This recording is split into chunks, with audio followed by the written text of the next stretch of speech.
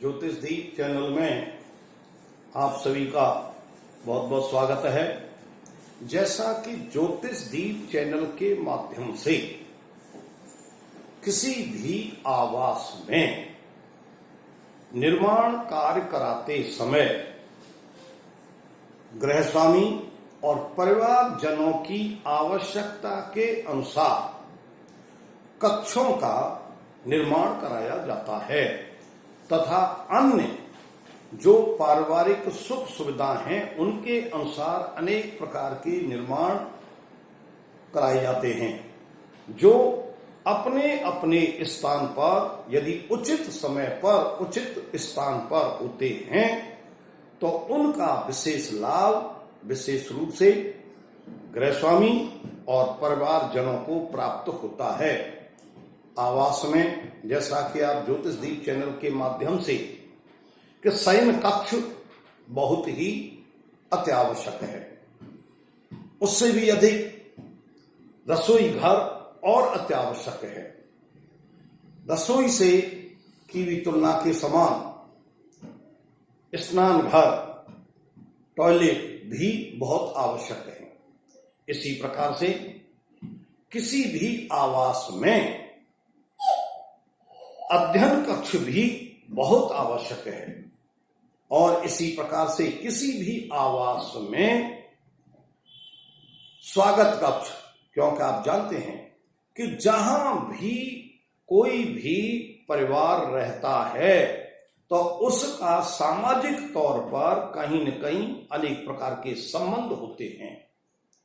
उन संबंधों के साथ में कुछ संबंध रिश्तेदारी के रूप में होते हैं और वो रिश्तेदार अथवा मित्रगण अथवा अनेक प्रकार के सामाजिक तौर पर संबंधित व्यक्ति का आवागमन होता है और उन आवागमन के साथ में यदि उनको अपने आवास में उचित स्थान पर स्वागत किया जाता है, बैठाया जाता है, तो वो बहुत ही सुसंस्कार और अच्छे व्यवहार का प्रतीक होता है।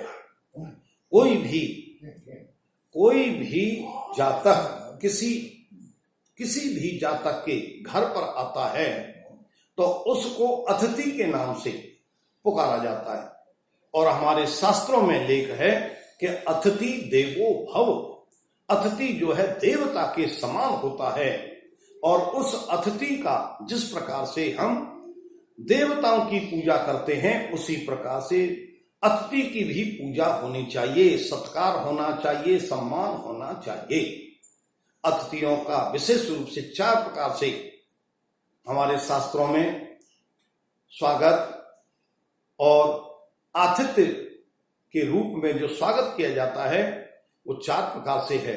वैसे अतिथि का स्वागत पंचोपचार पूजा के द्वारा, दशोपचार पूजा के द्वारा, षोडशोपचार पूजा के द्वारा किया जाता है, लेकिन इस कलयुग में इस तात्कालिक समय में अतिथि का स्वागत 4 प्रकार से जो देवताओं के समान किया जाता है उसका किया जाना अति आवश्यक है। उसमें किसी भी प्रकार का कोई व्यय खर्चा नहीं है। जब भी कोई अतिथि किसी के आवास पर आता है तो सबसे पहला स्वागत है आवाहन, आइए। अब यदि किसी अतिथि का आप आह्वान करेंगे तो उसको अंदर ही अंदर बहुत ही अच्छा लगेगा कि देखो मैं आया और मेरा स्वागत वाणी के द्वारा किया जा रहा है, आइए पधारिए। और यदि कोई अतिथि आता है और यदि उसका आह्वान नहीं किया जाता है तो उसको मन में बड़ी पीड़ा होती है कि मैं इतनी दूर से आया, चाहे पास से आया, लेकिन मुझको पुकारा तक भी नहीं जाता है। तो यदि आते समय किसी भी अतिथि को पुकारा जाता है, आह्वान किया जाता है, तो उसको बड़ी हार्दिक प्रसन्नता होती है और उसका पहला स्वागत हो जाता है। दूसरा उसका स्वागत या दूसरी उसकी पूजा है आसन। यदि अतिथि को आह्वान के साथ में आसन दे दिया जाता है, आसन पर विराजमान किया जाता है, जिस प्रकार से देवताओं को किया जाता है, वैसे ही अतिथि उस आसन को प्राप्त करके फिर मन में बड़ा अत्यधिक प्रसन्नचित होता है। यदि कोई अतिथि आता है और उसको आसन नहीं दिया जाता है, खड़े खड़े उससे बात की जाती है, तो उसको मानसिक रूप से पीड़ा होती है कि मुझको बैठने तक के लिए नहीं कहा गया। इसलिए अतिथि के लिए आसन दूसरी पूजा है, दूसरा स्वागत है, जो करना अति आवश्यक है। तीसरा, यदि अतिथि को आपने आह्वान कर लिया और आसन दे दिया तो जल, यदि जिस प्रकार से हम देवताओं को जल देते हैं, ऐसे ही यदि किसी हम अतिथि को जल अर्पण करते हैं, जल उनको पिलाते हैं, जल उनको सामने रखते हैं, तो चाहे उसको इच्छा हो या नहीं हो, लेकिन फिर भी अतिथि अपने मन में बड़ा प्रसन्नचित्त होता है कि चलो मुझे जल के लिए पूछा जा रहा है। और उस स्वागत में, जल के स्वागत में बिना प्यास होते हुए भी वह जल को थोड़ा सा ग्रहण भी कर लेता है, और यदि प्यास है तो पूरा जल ग्रहण करता है, जिससे उसको मानसिक शांति के साथ साथ में हृदय शांति बहुत प्राप्त होती है। दिल में बड़ी शांति मिलती है कि मुझको जल पिलाया गया। और चौथा जो स्वागत है किसी भी अतिथि का, पत्रम पुष्पम फलम तोयम। प्राचीन समय में जब कोई भी अतिथि आता था तो चौथा उसका स्वागत जो है पत्र पुष्प के द्वारा किया जाता था। आज के इस कलयुग में चौथा स्वागत है किसी भी अतिथि का चाय। यदि किसी व्यक्ति, कोई भी अतिथि आता है, उसको आह्वान के साथ में आसन पर बैठा करके जल पिला करके, और यदि चाय पिलाई जाती है, चाय उसके सम्मान में रखी जाती है, चाय का उसको निवेदन किया जाता है, तो चाय पिए न पिए, लेकिन चाय के निवेदन से उसकी आत्मा बड़ी प्रसन्नचित हो जाती है, और चाय पी करके तो और अत्यधिक प्रसन्नचित हो जाता है कि चलो मुझको सम्मान किया गया, मुझको चाय पानी की। और यदि कोई अतिथि किसी के यहाँ आता है और उसको यदि जल और चाय के लिए निवेदन नहीं किया जाता है, तो बड़ी मन में घृणा होती है, पीड़ा होती है, कहता है कि मुझे केवल मुझे जो है चाय पानी के लिए भी नहीं पूछा गया, और वो एक तरह का अपना अपमान महसूस करता है। ऐसे अतिथि का हम सम्मान करना चाहिए। हमको इस प्रकार से अतिथि का सम्मान करना चाहिए। लेकिन दूसरी लोक व्यवहार की बात है कि यदि कोई अतिथि आता है और उसको उचित स्थान पर आवास में बैठाया जाता है, तो वह प्रसन्नचित रहता है, और प्रसन्नचित होकर के अपने लक्ष्य की प्राप्ति करके वह अपने स्थान को गंतव्य चला जाता है। इस आवास में, प्रत्येक आवास में स्थान का बड़ा महत्व है। इसलिए शास्त्रों में कहा गया कि स्थानम बलम प्रधानम, स्थान का बल बहुत प्रधान होता है। आवास में एक स्थान ऐसा है जहां पर अतिथि, चाहे गृह परिवार का व्यक्ति या अन्य कोई भी, वह स्थिर हो जाता है। जिस प्रकार से आप देखते हैं कि नैऋत्य कोण जो साउथ वेस्ट है, स्थिरता का कारक है। इसलिए साउथ वेस्ट में गृह स्वामी का हम स्थान रखते हैं, या अन्य परिवार के व्यक्ति का स्थान रखते हैं। यदि अतिथि का स्थान साउथ वेस्ट में बना दिया जाएगा स्वागत कक्ष, तो कोई भी अतिथि आएगा जो अपने मन में घंटा, 2 घंटा, 4 घंटा का विचार करके आया है, वह साउथ वेस्ट के स्वागत कक्ष में 1 या 2 दिन, 3 दिन रुकेगा, और उसके रुकने से गृह स्वामी के ऊपर आर्थिक व्यय, खाने का खर्चे का व्यय बढ़ेगा। क्योंकि आप जानते हैं कि अतिथि जिस प्रकार से जल प्रवाहित होता है, जल का आवागमन चलता रहता है, वही जल शुद्ध अधिक होता है। इसी सिद्धांत के ऊपर अतिथि आए और चला जाए, वो अतिथि सबसे अच्छा होता है। जल के समान प्रवाहित होता रहे, अपना लाभ ले, लाभ दे और अपने गंतव्य स्थान को चला जाए। लेकिन जो जल एकत्रित हो जाता है उसमें विकार पैदा हो जाते हैं और विकार के कारण से वह लाभकारी नहीं होता है। इसी प्रकार से यदि हम साउथ में स्वागत कक्ष बना देते हैं, साउथ जो है गृह स्वामी का प्रमुख स्थान है, इसमें गृह स्वामी का शयन कक्ष होना चाहिए। यदि इसमें स्वागत कक्ष बना देते हैं तो जो भी अतिथि आएगा बड़ी आराम पूर्वक उसमें भोजन करेगा, रहेगा और लंबे समय तक नींद लेते हुए रहेगा, जिससे जो अतिथि 1 या 2 घंटे के लिए आया था वो 2, 4, 6 दिन या सप्ताह 2 सप्ताह रुकेगा, जिसके कारण से परिवार में आर्थिक व्यय तथा खाने पीने का व्यय और अनेक प्रकार से जो घर का वातावरण है उसमें भी प्रभावित होता है, क्योंकि घर का वातावरण दूसरे के वातावरण आने से उसमें विचलन पैदा हो जाता है। कितनी गोपनीय बात कितनी ऐसी होती है जो हर किसी के सामने नहीं की जाती है। और यदि कोई अतिथि अपने घर में लंबे समय तक रुकता है तो अपनी आंतरिक बातें बाहर चली जाती हैं। इस प्रकार से दक्षिण का स्वागत कक्ष अच्छा नहीं होता है और न बनाना चाहिए। यदि स्वागत कक्ष नॉर्थ साउथ ईस्ट में है, अग्निकोण में है, जो भी अतिथि इस अग्निकोण के स्वागत कक्ष में आएगा, आते ही बैठेगा और बैठते ही जल ग्रहण करते ही, क्योंकि यहाँ अग्नि तत्व है और जल तत्व को प्राप्त करते ही मन में उच्चाटन पैदा हो जाएगा।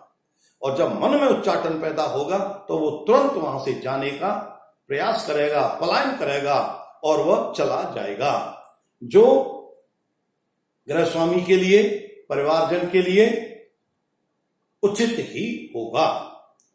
कभी कभी या नेगेटिव प्रभाव भी देखने को मिलते हैं कि जो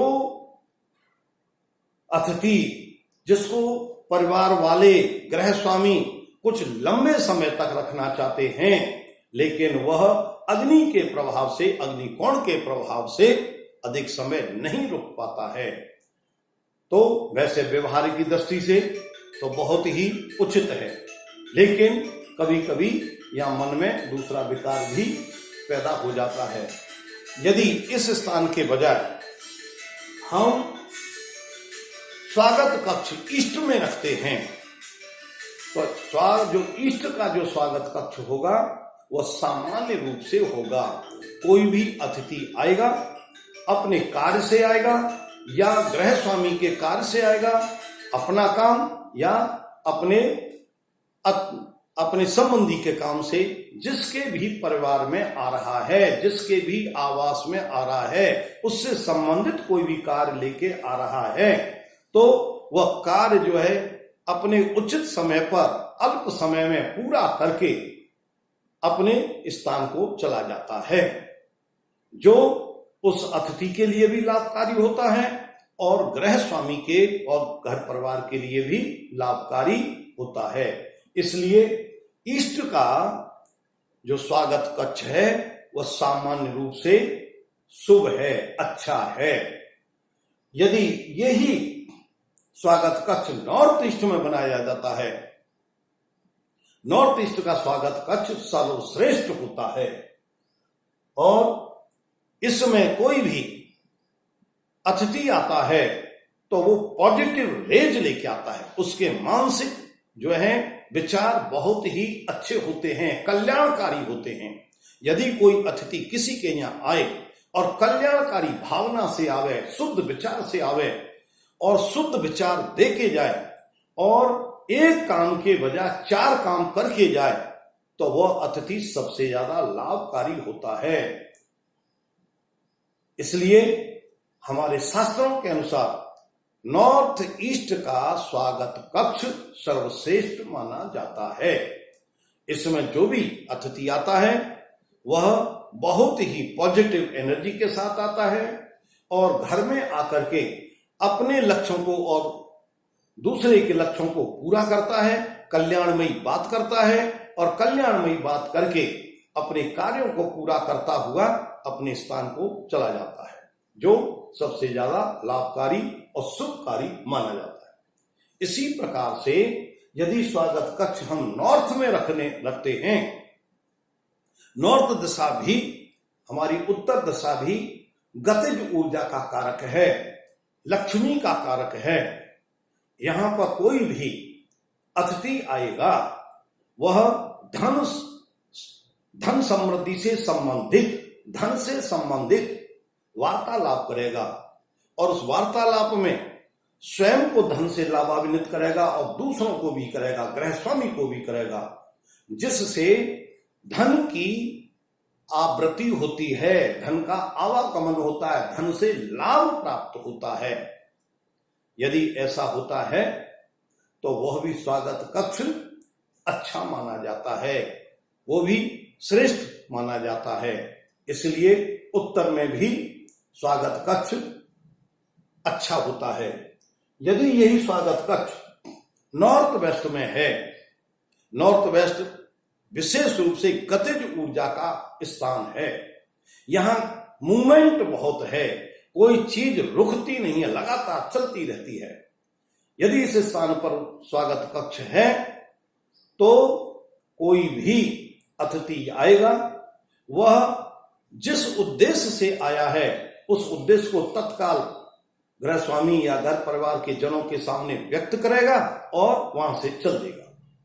तो इस वायव्य कोण में अतिथि बहुत ही कम समय, अल्प समय ही रुक पाता है और वह अपने कितनी भावनाओं को, कितने और लक्ष्यों को, टारगेटों को पूरा विश्लेषण भी नहीं कर पाता है, पूरा उनको एक्सप्लेन भी नहीं कर पाता है, आधी बात करके और वहां से चल देता है। इसलिए ये इस स्थान पर अतिथि बहुत ही कम रुकता है, जो गृह परिवार के जनों के लिए किसी भी प्रकार का कोई टेंशन पैदा नहीं कर पाता।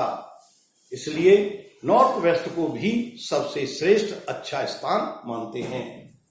यदि वही स्वागत कक्ष हम पश्चिम दिशा में रखते हैं, पश्चिम दिशा सामान्य रूप है, अतिथि आता है और आकर के अपना काम की बात करता है और कल्याणमयी बात करता है, गृह स्वामी और गृह परिवार के लिए कल्याणमयी बात करता है और अपने लक्ष्य को पूरा करके चल देता है। इस प्रकार से आप देखते हैं कि परिवार किसी भी भूखंड में, किसी भी आवास में एक अतिथि के अनेक स्थानों का वर्णन, विश्लेषण किया गया, जो विशेष रूप से आपको इस बात का निर्णय करना है कि कौन सा स्थान आवास में अतिथि के लिए सर्वश्रेष्ठ है, कल्याणकारी है, जिसमें अतिथि का भी कल्याण हो, मान सम्मान हो, अतिथि भी प्रसन्नचित हो और गृह स्वामी प्रसन्नचित हो, घर परिवार के जन भी प्रसन्नचित रहें, वही सबके लिए कल्याणकारी है। इसी भाव के साथ में कल्याणम अस्तु।